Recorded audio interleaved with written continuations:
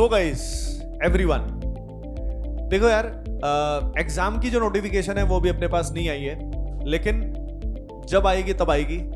अपने को पूरी तैयारी रखनी है। और जैसा कि मैंने बताया था कि एक ह्यूमन टेंडेंसी है, जैसे ही एग्जाम की डेट आएगी वैसे ही हम एकदम से फोमो क्रिएट होता है, एकदम से डर सा क्रिएट होता है कि यार अब आने वाला है, आने वाला है। यार उससे पहले जितना वेल प्रिपेयर्ड होगे उतना ज्यादा कंफर्टेबल फील करोगे। पहली बात, उतना कंफर्टेबल फील करोगे।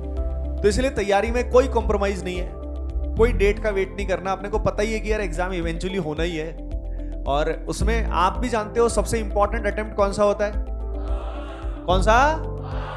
Very good. ये अपने को बिल्कुल क्लियर ट्रुथ पता होना चाहिए कि भाई पहला अटेम्प्ट जो है वो सबसे खास है, उसमें ही वही एहसास है। कौन सा एहसास है? वही वाला। बहुत बढ़िया, वेरी गुड।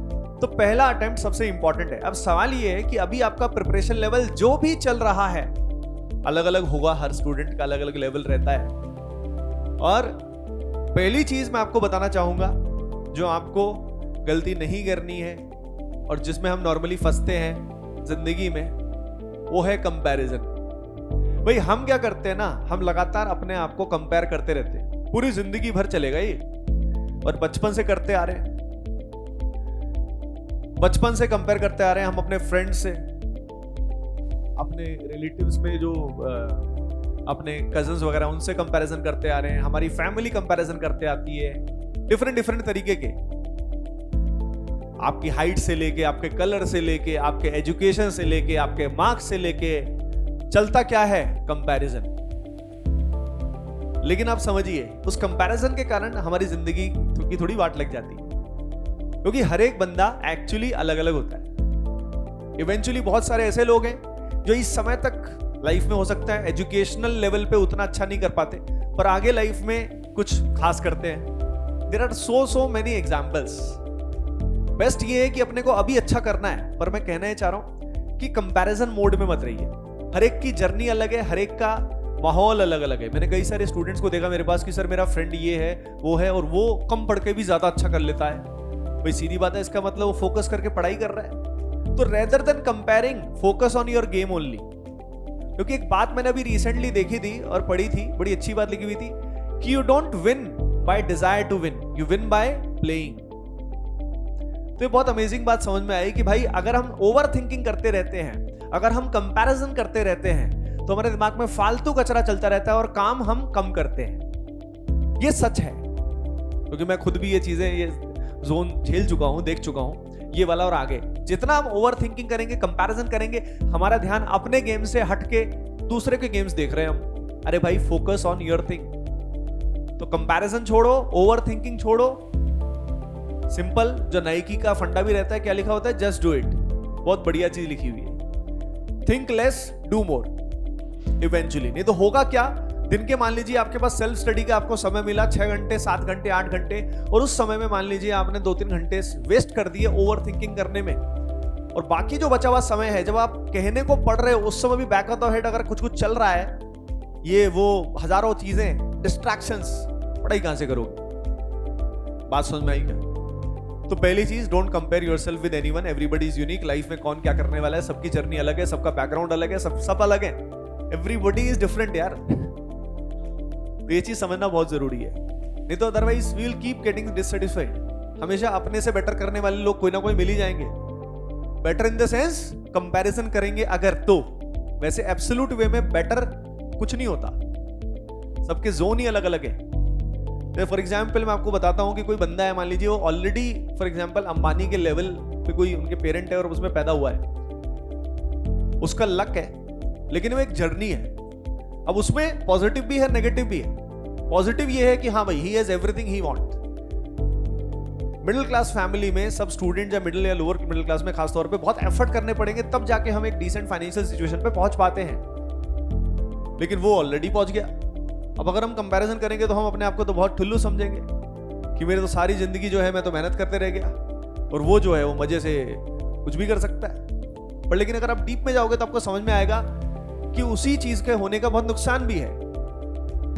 क्योंकि वो इमेजिन करो कि आपको एक बाइक बड़ी पसंद है, वो मान लो बाइक आती है 15 लाख रुपए की, और बहुत पसंद है यार आपको, मतलब कभी आपका मन है कि कभी आप कॉलेज फॉर एग्जाम्पल IITs या जो भी अच्छे कॉलेज में जाते हो और उसके बाद आपका जो पैकेज लगेगा, जॉब लगेगी या एंटरप्रेन्योरशिप या व्हाटएवर, उसके बेसिस पे आप उसको लेके आओगे। तो इमेजिन द जर्नी। 4 साल का कॉलेज आपका हुआ, नॉर्मली 4 का ही होता है, बेवड़ों का 5-6 का भी हो सकता है। तो वो जो कॉलेज हुआ, प्लेसमेंट हुई या जो भी किया आपने, पहले अर्निंग किया आपने 10-15 लाख रुपए इकट्ठे किए, 1 लाख रुपए इकट्ठे होने के बाद बुकिंग की, 3 महीने बाद बाइक आने वाली है जो भी आपकी ड्रीम बाइक है, और फाइनली आप उस दिन जाते हो शोरूम में और वहां पे आपको बाइक खड़ी मिल रही है और फिर उसके बाद उसको चला रहे हो अपनी सुपर बाइक, तो आपको एक फील आएगी, आपको लाइफ की एक एक्सपीरियंस होगा। और मान लो वही बाइक लेनी है उसी अंबानी के बच्चे को, सॉर्ट ऑफ कोई किसी का भी हो सकता है जो भी सुपर रिच है, उसके लिए 15 लाख रुपए इज नथिंग या ऑलमोस्ट मतलब बहुत ही कम। तो उसको अगर वो लेना है बाय द वे, अब पता नहीं हर परिवार के अलग अलग फंडे होते हैं, पर नॉर्मली अगर परिवार वाले अलाउ करेंगे तो उसको टाइम ही नहीं लगेगा, उनको सिंपली एक कॉल करना होगा कि आ जाओ चेक ले जाओ। अब इमेजिन करो उसने बोला पापा पापा मुझे चाहिए, मुझे बाइक चाहिए, हार्ले डेविडसन की बाइक चाहिए। पापा ने बोला ले ले कोई बात नहीं चिल। उसको थोड़ी सी खुशी हुई, हल्की सी, ज्यादा नहीं, थोड़ी सी, कि हाँ मैं तो सब मिल ही जाता है। बाइक उसके घर पे ही आ गई और फिर वो चला रहा है उसको बढ़िया।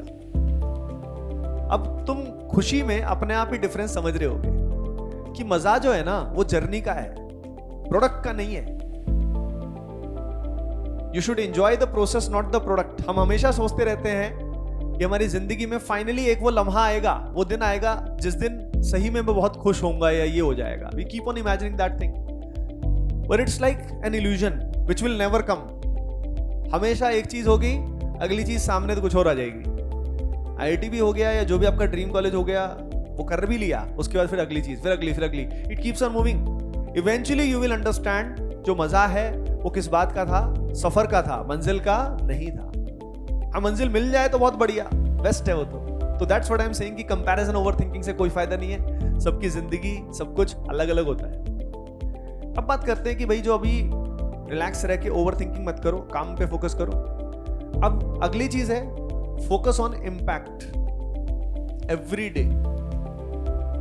मतलब भाई जैसे मान लो अपन ने दिमाग में एक टारगेट बना लिया कि ओवरऑल 300 में से हमें इतने मार्क्स के आसपास लेके आने हैं। ऑब्वियसली पेपर आसान आ गया तो वो बढ़ जाएंगे, लेकिन उसके लिए, उस मार्क्स के लिए पहले तो फोकस करो कि भाई अपने को कितने सवाल तक करने हैं। जैसे मान लो किसी को स्टूडेंट को 200 मार्क्स लेके आने हैं, या फॉर एग्जांपल उसको लग रहा है कि मेरा तो अभी इंप्रूवमेंट करनी है, मैं 150 ले आऊं वही बहुत है एक बार के लिए।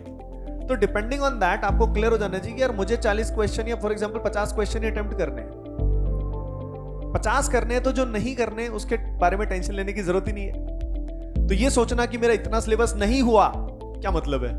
50 क्वेश्चन अगर कर पा रहे हो, ठीक से कर पा रहे हो, कॉन्फिडेंस से कर पा रहे हो, दैट्स फाइन। कोशिश करो इस 50 में से आपके 43, 44, 45 क्वेश्चन सही हो। यानी आपको इंपैक्ट पे फोकस करना है, और जितने चैप्टर आपके स्ट्रॉन्ग बनते हैं उतना आप समझ रहे हो उतने ही मार्क्स आपके बढ़ेंगे। मैंने आपको बोला था, कर भी लेना दोबारा से, कि भाई जो भी आपके चैप्टर्स हैं एक बार चेक कर लो कि कौन कौन से सही में आपको लगता है स्ट्रॉन्ग है। जितने चैप्टर स्ट्रॉन्ग होंगे उतने मार्क्स बढ़ते जाएंगे। आपको मिरर दिख जाएगा कि इस समय ओवरऑल फिजिक्स, केमिस्ट्री, मैथमेटिक्स में कितने आपके चैप्टर स्ट्रॉन्ग है। तो focus on making chapters strong, और बाकी जो बच जाएगा, जो आपके वीक या मॉडरेट रहेंगे, उनको धीरे धीरे फर्स्ट अटेम्प्ट के बाद अपन और बेटर करते जाएंगे। दिक्कत क्या है, लेकिन पहले अटेम्प्ट में बेस्ट करने के लिए जितने चैप्टर्स को आप स्ट्रॉन्ग कर सकते हो, बात खत्म है। अब स्ट्रॉन्ग करने में ऑप्शंस होते हैं हमारे पास कई बार। जैसे कोई चैप्टर हमारा ऑलरेडी मॉडरेट लेवल का है या कोई वीक है, पर कई हमारे वीक होते हैं पर बहुत आसान और छोटे चैप्टर होते हैं। यानी जितना फास्ट आप ज्यादा से ज्यादा चैप्टर्स को स्ट्रॉन्ग में ला पाओगे उतना बेटर रहेगा। पर इस लालच के चक्कर में, पूरा सिलेबस करने के चक्कर में मत रहना। Depending on your preparation level, अगर आपका प्रिपरेशन लेवल है, आपका टारगेट भाई 250 है, तब तो सारा करना ही होगा, एक एक चीज करनी पड़ेगी, एनसीईआरटी लाइन टू लाइन पढ़नी पड़ेगी। अगर आपका टारगेट 250, 260, 270 उस रेंज में है, तो डिपेंड करता है आपका टारगेट क्या है। तो एक चीज ये है, ये इंपैक्ट मैंने आपको बताया। अगली चीज हो गई टारगेट डिफाइन जरूर कर लो एक बार, अनरियलिस्टिक मत बनाना। जैसे मान लो अभी मॉक टेस्ट में आ रहे हैं, मान लो फॉर एग्जांपल 60 नंबर, 80 नंबर, 90, एकदम सोच रहे हो कि 220 लाऊंगा। चांसेस बहुत कम है, इम्पॉसिबल कुछ नहीं होता, पर चांसेस बहुत कम है।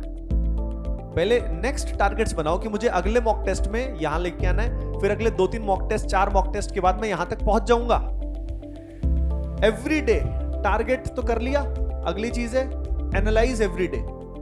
एंड ऑफ द डे पे रोज देखो कि यार कितने चैप्टर पहले से बेटर होते जा रहे हैं। रोज तो अगले चैप्टर आएंगे नहीं स्ट्रॉन्ग में, पर आपको दिखता जाएगा हाँ यार मैंने आज अच्छे अच्छे सवाल इस चैप्टर से किए, तो यानी I am moving towards making more chapters stronger.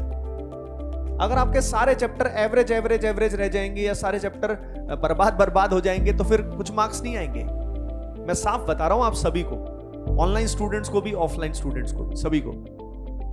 तो इंपैक्ट पे फोकस करो, टारगेट करो, और every day end of the day पे सोने से पहले एनालाइज करो कि क्या आपने जो भी आपके स्ट्रॉन्ग चैप्टर्स थे उनके कुछ अच्छे क्वेश्चन भी किए, और क्या कुछ चैप्टर्स आपके स्ट्रॉन्ग की तरफ जा रहे हैं। इससे आपको एवरीडे दिख जाएगा कि हाँ आप लक्ष्य की तरफ सही तरीके से अग्रसर हो या नहीं हो।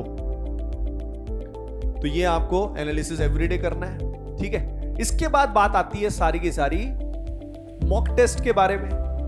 मॉक टेस्ट आपका जो है अब तो आई थिंक और फ्रीक्वेंटली होगा, अगले वीक है ना, पता है इस संडे है ना, मतलब हाँ, तो अब टेस्ट आपके पहले से फ्रीक्वेंटली भी रहेंगे, तो ज्यादा गैप भी नहीं रहेगा। लेकिन इसके अलावा ये जो मॉक टेस्ट है इसको आप take each mock test exam as the real exam and take real exam as the last mock test. ये बड़ी इंपॉर्टेंट बात है, तो मैंने कभी सुनी थी और मुझे बड़ी अच्छी लगी थी कि अगर हम हर मॉक टेस्ट को रियल जेई की तरह दें और रियल जेई को हम लास्ट मॉक टेस्ट की तरह दें तो बहुत अच्छा रहता है, और आपका हमेशा एनवायरनमेंट जो है वही रहता है। You should treat every mock test like the real JEE. नहीं तो हम सोचेंगे यार रियल में ठीक कर लेंगे, अरे भाई रियल तो एक दिन हो जाएगा उसी समय एकदम से। अगर इनको आपने ट्रीट नहीं किया और लास्ट वाले में फिर आपको मॉक टेस्ट की तरह रिलैक्स होके देना है, ये बहुत इंपॉर्टेंट बात है। उसके अलावा बात आती है कि भाई ये मॉक टेस्ट का माहौल कैसे रेगुलर रहेगा, तो मैंने पहले भी बताया है, चैप्टर वाइज टेस्ट अगर आप दे पाओ रेगुलरली, जिसमें अपनी ऐप जो है उसमें वो फ्री फीचर अवेलेबल है प्रैक्टिस वाला, उसका यूज करें, उसमें टेस्ट बनाएं। छोटे छोटे टेस्ट भी दे सकते हो, कम समय के भी दे सकते हो, 30-30 मिनट के भी दे सकते हो। रिवीजन का भी ये बहुत अच्छा तरीका होता है, तो उसमें चैप्टर वाइज टेस्ट दो। टाइम बाउंड बहुत इंपॉर्टेंट है। इमेजिन करो ना, एवरीडे अगर आपने एक भी टेस्ट टाइम बाउंड दिया तो आपके दिमाग में हमेशा एग्जाम मोड रहेगा। मैं हमेशा स्टूडेंट्स को बोलता हूं कि ये जोन ऐसा है कि हमेशा एग्जाम मोड में रहे। कोई भी सवाल आया, इमेजिन दैट क्वेश्चन कि वो क्वेश्चन एग्जाम में आ गया, तो उसी सिंसियरिटी के साथ सवाल को करो। एवरीडे टाइम बाउंड प्रैक्टिस करो, भाई पूरा प्रोग्रामिंग उसी तरीके से हो जाएगी। You will be very well prepared for the final impact, that is JEE main first attempt. पहले तो वही है, उसके बाद फिर की बात है। ये अपने को करना है। अब बात आती है रिवीजन की। तो रिवीजन जो है, मैं बेसिक बात बताता हूं, खासकर ड्रॉपर्स में अगर हम बात करें तो जो रिवीजन है उसके लिए टाइम निकालना काफी ज्यादा चैलेंजिंग हो जाता है, बिकॉज जो करंट दिया हुआ है वो काम करने में बहुत ज्यादा टाइम लगता है। और एक चीज मैंने आपको बताया था कि कौन सा पाप आपको नहीं करना। अगर आप ऑफलाइन भी लेक्चर्स कर रहे हो और फिर ऑनलाइन भी देखते रहोगे तो फिर सेल्फ स्टडी का टाइम नहीं मिलेगा, और ऊपर से आपकी क्लास में प्रोडक्टिविटी भी क्या हो जाएगी, खराब। तो ये ऑनलाइन एक नशे की तरह है, उसका यूज कर लो जितना थोड़ा बहुत किया जाए, मेडिसिन की तरह। लेकिन ज्यादा करोगे तो वो ड्रग बन जाएगा, तो वो आपका नॉर्मल परफॉर्मेंस भी खराब कर देगा, दिमाग भी खराब हो जाएगा। स्क्रीन टाइम बढ़ रहा है, यहां पे किस लिए आए? यहां पे आने का मेन पर्पस ही ये था कि वो चीज ना हो, और उसके बाद वो करोगे तो वो तो मत करो यार। थोड़ा बहुत हेल्प इज ओके, पर ज्यादा नहीं। समझने वाले समझ ही रहे होगे सारी बात, ये बहुत इंपॉर्टेंट है। तो रिवीजन करने का समय तभी मिलेगा, पहली चीज तो। अब रिवीजन का समय मिलेगा नहीं, निकालना पड़ेगा, पहली चीज। हम सोचते हैं कि सर टाइम ही नहीं मिलता रिवाइज करने का। अरे भाई निकालते कहां हो? क्या आपने कोई ना कोई टाइम, कोई पर्टिकुलर टाइम एलोकेट किया हुआ है कि मैं इस समय या इतना टाइम रिवाइज करूंगा? किया क्या बताओ? किसी ने शायद किया हो, लेकिन ज्यादातर ने नहीं किया होता। तो कुछ समय एलोकेट करो यार, कि यार मेरे को इस समय रिवाइज करना ही है, नहीं तो टाइम नहीं मिलेगा। और दूसरी बात, जब मौका मिले, जब भी, जैसे फॉर एग्जांपल कई बार लगातार पढ़ाई करते करते बोर सा हो जाते हैं, करनी लेकिन पढ़ाई ही है, तो बीच में मौका देख के आधा घंटा रिवाइज कर लिया कोई टॉपिक, कोई चैप्टर जो अपने को खासकर आसान लगता था। जैसे मान लो कोई चैप्टर अपने को पुराना है और जो अपने को आसान लगता है, खट से फास्ट रिवाइज कर लिया। अब सवाल यह है रिवाइज करोगे कैसे? तो रिवाइज करने के दो फंडे हैं। एक तो है फास्ट रीडिंग। भाई अगर आप थ्योरी में पूरा घुसे रहोगे रिवीजन में तो फिर से बोरिंग हो जाएगा और जगह जगह फंसोगे दोबारा से कि अरे यार याद ही नहीं आ रहा इसका। तो जहां जहां स्टक हो जाओ उसको एक बार आगे बढ़ जाओ। उसमें मेन फोकस करना चाहिए रिवीजन में आपको। चैप्टर वाइज टेस्ट कर लिया, PYQ कर लिया, ये जो मैंने बताया टाइम बाउंड प्रैक्टिस, इसमें जहां पे फंसो उसके लिए किसको रेफर करो? थ्योरी को। और अगली चीज बात आती है शॉर्ट नोट्स की। शॉर्ट नोट्स जो होते हैं वो बनाने चाहिए आइडियली, लेकिन अभी का जो जोन चल रहा है उसमें आपके पास शॉर्ट नोट्स बनाने का टाइम नहीं है, अभी है ही नहीं। क्या करें? आइडियली होने चाहिए, क्योंकि इवेंचुअली जो शॉर्ट नोट्स होते हैं वही आपके लास्ट में हमराही आपके दोस्त होते हैं, बहुत हेल्प करते हैं। लेकिन अभी के लिए आप किसका यूज करोगे? हाइलाइटर का। हाईलाइट कर दो जो जो इंपॉर्टेंट पॉइंट्स है। उससे क्या होगा? जब आप रिवीजन करोगे कभी भी तो आप बहुत फास्ट रिवीजन कर पाओगे, आपको टाइम नहीं लगेगा। शॉर्ट नोट्स का फायदा क्या होता है? शॉर्ट नोट्स का फायदा होता है कि रिवीजन काफी फास्ट हो जाती है। जिस चीज को करने में आपको 2 घंटे लगेंगे, 15 मिनट में आप उसको रिवाइज कर सकते हो। मेरे खुद के शॉर्ट नोट्स बने हुए थे एंड में, और मुझे याद है मेरी 3-4 छोटी छोटी नोटबुक में प्यारी प्यारी सी लेके आया हुआ था, छोटी छोटी जान करके, क्योंकि छोटे से इतनी सी नोटबुक है ना, तो उसमें लगता था कि यार बस इतने से भी पूरा सिलेबस है क्या। छोटी छोटी नोटबुक्स में 5-6 नोटबुक्स थी, एक ऑर्गेनिक, एक इनऑर्गेनिक, फिजिकल, इस तरह की छोटी छोटी सी थी। और फाइनली एग्जाम से पहले मैं उन्हीं को देख के जाता था। लास्ट के 2-3 महीने जब थे तो उस समय टेस्ट से पहले भी मैं सिर्फ और सिर्फ शॉर्ट नोट से ही रिवाइज करके जाता था। शॉर्ट नोट्स में मैं क्या लिखता था?